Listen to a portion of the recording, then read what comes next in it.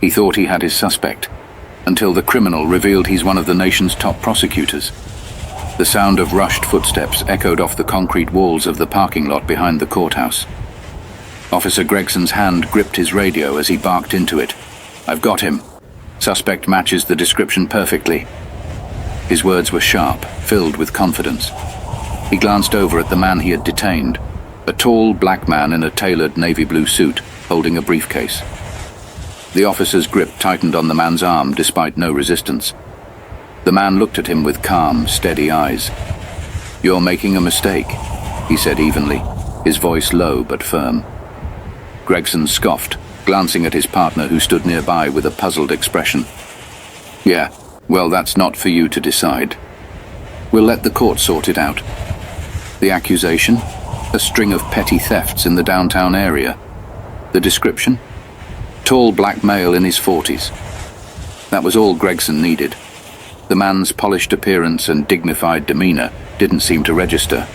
To Gregson, this was just another criminal trying to play innocent. The walk to the courthouse was tense. Gregson kept a hand on his holster as though expecting the man to bolt, but he didn't. Instead, the man carried himself with a quiet assurance, his eyes scanning the busy streets ahead, not once betraying fear or anger. Inside the courthouse, the air was thick with anticipation. People shuffled to their seats as the officer led the man toward the bench. Whispers rippled through the small crowd gathered for the day's proceedings. "Looks like he's caught another one," someone murmured. But the man didn't seem rattled. He leaned in toward Gregson as they approached the judge. "You're going to regret this," he said, almost inaudibly. But the words hung in the air like a challenge. Gregson smirked. "We'll see about that." But as the man prepared to address the court, something in his confident stride and piercing gaze hinted that this was no ordinary case. The courtroom was alive with murmurs as Officer Gregson stood tall, his chest puffed out as though he had just delivered the catch of the year. Meanwhile, the accused man stood silently, his briefcase still in hand, his polished shoes reflecting the harsh fluorescent lights. The judge, an older man with a weary expression, shuffled through some papers before glancing at Gregson. "Officer, please present your case." Gregson cleared his throat and took a step forward. "Your Honor, this man matches the description provided by several witnesses in a series of thefts reported downtown last week. Tall, black male, early 40s, fits him to a T." His voice brimmed with certainty, but his words hung heavy, as if trying too hard to convince the room. The judge raised an eyebrow and turned to the accused. "Sir, would you care to state your name for the record?" The man set his briefcase down and adjusted his tie, exuding an unbothered composure. "My name is Malcolm Avery. I'm a federal prosecutor with the Department of Justice." The room fell silent, the weight of his words pressing down on everyone present. Gregson's smirk faltered for the briefest of moments before he quickly recovered. "Your Honor, I don't see how his profession is relevant to the charges." Malcolm's gaze shifted to Gregson, sharp and unyielding. "It's relevant because it underscores the recklessness of this officer's actions. He detained me without cause, based on a vague description and nothing more." The tension in the room was palpable. Malcolm's words weren't loud, but they carried a gravitas that demanded attention.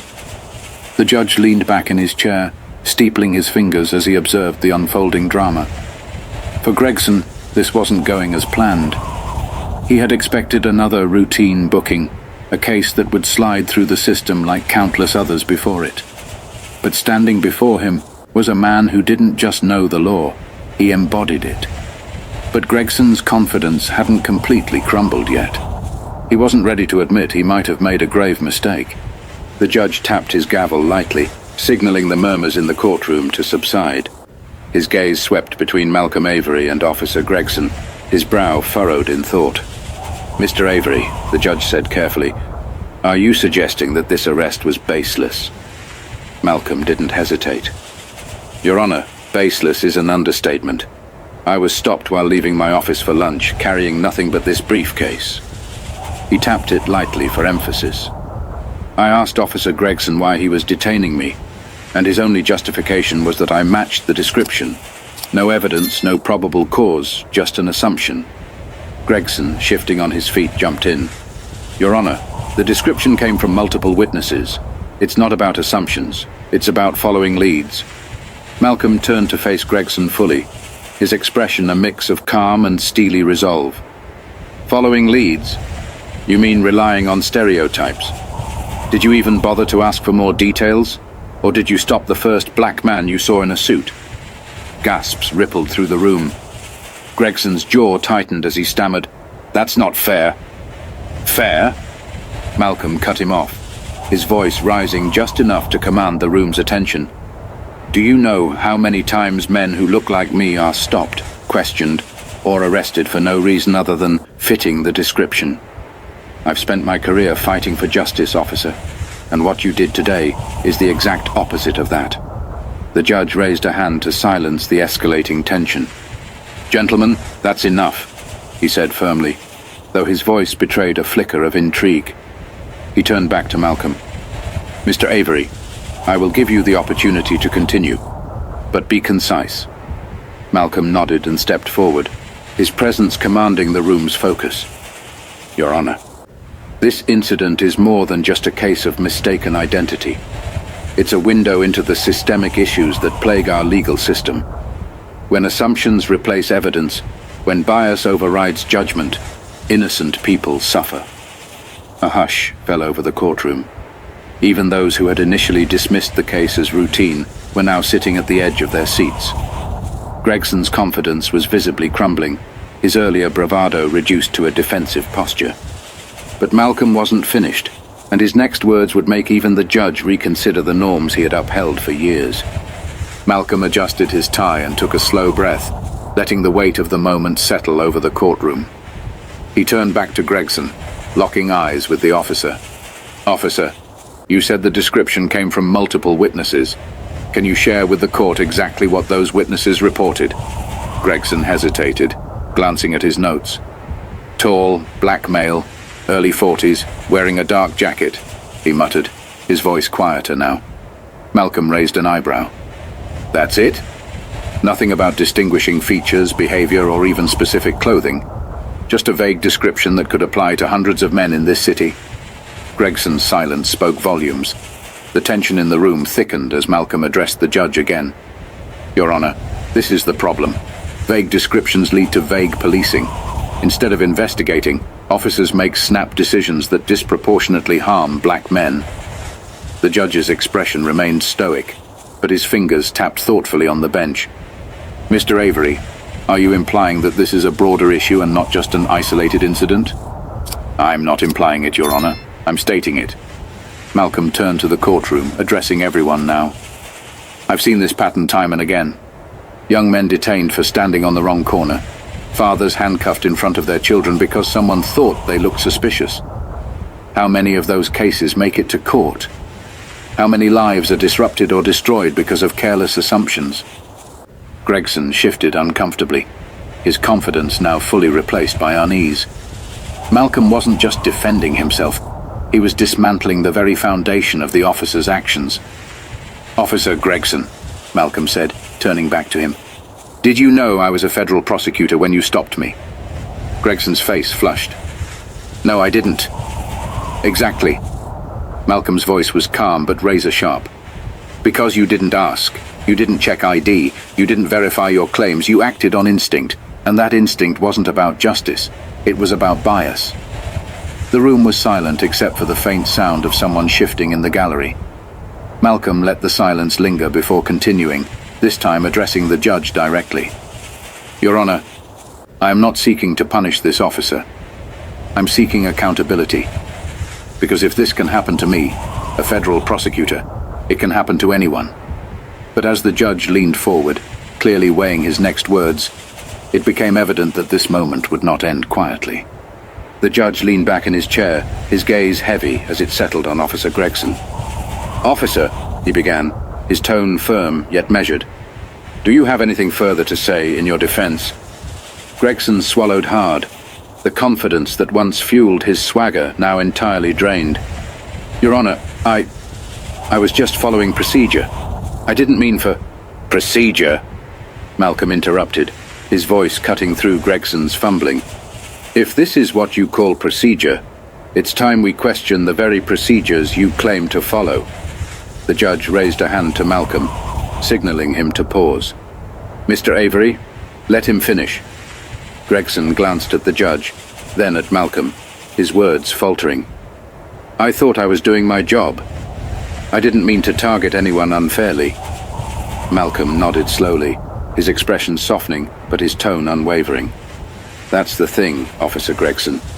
Bias doesn't announce itself. It disguises itself as instinct, as just doing your job.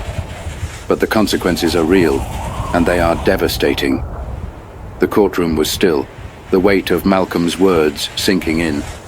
He turned to the gallery, speaking not just to them, but to everyone who might ever hear this story.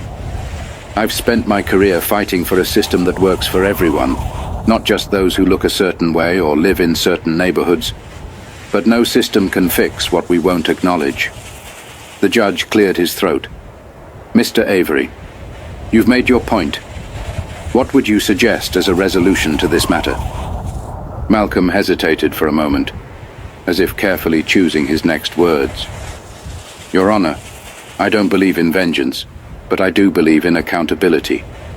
This officer needs to understand the harm his actions caused, not just to me, but to the integrity of the system he represents. Gregson's face reddened, but he didn't argue. He looked down at his hands, the reality of the situation finally hitting him. Malcolm continued, his voice carrying a tone of resolve. Let this be a turning point, not just for Officer Gregson, but for everyone in this courtroom. If we don't confront the biases we carry, they will continue to poison the very foundation of justice. But as the judge prepared to deliver his verdict, the tension in the room shifted, hinting at a conclusion that would leave no one unchanged. The judge let out a slow breath, his gavel resting lightly in his hand. He scanned the room, his gaze lingering on Malcolm, then Gregson, and finally the crowd. This case is not just about a wrongful arrest, he began, his voice firm but reflective. It's about the principles we are supposed to uphold in this courtroom and in our society. He turned to Gregson, who was now staring at the floor. Officer Gregson, your actions today demonstrate a troubling lack of judgment. While you may have believed you were acting in accordance with the law, your failure to gather sufficient evidence and your reliance on an incomplete description show a disregard for due process. Gregson nodded slightly, his lips pressed together, but he remained silent. The judge shifted his focus to Malcolm. Mr. Avery, your composure and ability to articulate the deeper issues at hand are commendable. However, I am not blind to the anger and frustration that situations like this can cause. You've turned what could have been a moment of personal indignation into an opportunity for collective reflection. Malcolm inclined his head, a subtle acknowledgement of the judge's words. The judge leaned forward, his gaze piercing. Officer Gregson, I am ordering you to attend mandatory training on implicit bias and community engagement, in addition to issuing a formal written apology to Mr. Avery. Furthermore, I am requesting that the police department review its protocols for detaining suspects based solely on vague descriptions. The decision sent a ripple through the room. A few people exchanged glances, while others nodded silently, as if the ruling reflected a long overdue reckoning. Gregson raised his eyes to Malcolm, his expression a mix of regret and defeat. I'm sorry, he said quietly. It wasn't eloquent, but there was sincerity in his voice. Malcolm didn't respond immediately. He studied the officer for a moment, then offered a brief nod. I hope this is a lesson that leads to change, officer, for you and for the system you serve. As the courtroom began to clear, Malcolm remained standing, his presence commanding even in the now emptying room. A reporter approached him, microphone in hand. Mr. Avery, do you have anything to say about today's outcome? Malcolm looked directly into the camera, his voice steady and clear. Justice isn't a destination, it's a journey. And that journey requires all of us to challenge the systems and biases that hold us back. We can't afford to look away. We must be better. The reporter lowered the microphone, and Malcolm turned to leave, his briefcase in hand. Outside the courthouse, sunlight poured over the steps as he walked away, the weight of the day's events evident but not overwhelming. He knew this wasn't the end. It was a small step toward something bigger, because while one officer had faced accountability today, Malcolm knew the fight for justice was far from over. As Malcolm walked down the courthouse steps, a small crowd had gathered outside. Some nodded in silent respect, while others whispered among themselves about what they had just witnessed. Malcolm paused for a moment, looking out over the city streets, the chaos of the world moving on as though nothing extraordinary had happened. But he knew better. Change, even the smallest kind, started with moments like these. It wasn't about grand speeches or sweeping reforms. It was about holding people accountable, about forcing systems to confront their flaws one case at a time. Today was a victory, but it was just the beginning of a much longer road. He turned to the camera crews that lingered on the courthouse lawn, addressing not just them but anyone who might listen. Accountability isn't just about one officer, one courtroom or one case. It's about all of us asking the hard questions, refusing to settle for excuses, and demanding better for everyone. His voice carried a quiet strength, the kind that left an impression long after the words had been spoken. And with that, he walked away, the weight of his briefcase light compared to the weight of the moment he had created. To those watching this video, ask yourself, what biases do you carry? What assumptions have you made without even realizing it? Justice begins when we challenge ourselves and each other to be better. If this story resonated with you, don't keep it to yourself. Share it, talk about it, and let it inspire action. And if you believe in the power of stories to create change, hit that subscribe button to join us on this journey.